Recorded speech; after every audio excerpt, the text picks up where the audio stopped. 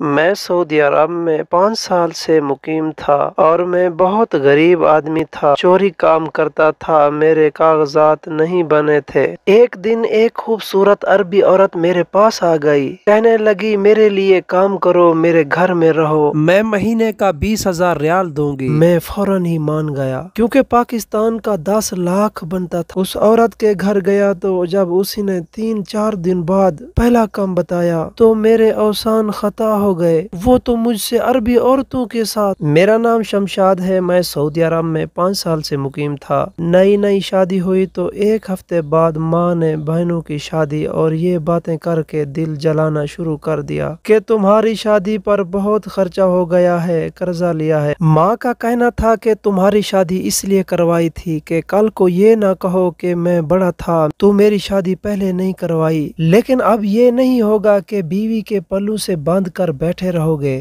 باہر جاؤ، بہنوں کے لیے جہیز جمع کرو، جب بہنوں کی شادی کر لو تو پھر اپنی بیوی کے ساتھ بے شک الگ رہنا، جو مرضی کرنا، ہمیں کوئی پرواہ نہیں ہوگی۔ بات تو ان کی ٹھیک تھی کیونکہ بڑا بھائی تھا، 5 بہنیں تھی، اگر صرف گھر چلانا ہوتا تو پاکستان میں ہی کوئی نوکری کر لیتا، لیکن بہنوں کے جہیز بنانے تھے اور بیوی کا خرچہ بھی تھا، اس لیے سعودی عرب چلا گیا۔ ہم یہاں یہ سوچ کر آتے ہیں پاکستانی کہ کوئی بہت ہی آسان کام ہوگا، 3-4 گھنٹے کا کام اور اس کے بعد پیسے مل جائیں گے، لیکن یہاں پر آ کے پتہ چلتا ہے کہ اپنے ملک میں روکھی سوکھی بھی مل جانا اچھی بات ہے، کم سے کم انسان عزت سے کھاتا ہے۔ مجھے سعودی عرب 5 سال ہو گئے تھے، میں ابھی تک اپنے کاغذات نہیں بنوا پایا تھا، میرے پاس اتنے پیسے ہی جمع نہیں ہوئے تھے، جو پیسے تھوڑے بہت جمع ہوئے وہ گھر بیچ دیا کرتا تھا۔ اس پر بھی گھر والے کہتے تھے گزارا نہیں چل رہا، بیوی سے بات کرتا تو وہ اپنے رونے لگ جاتی تھی،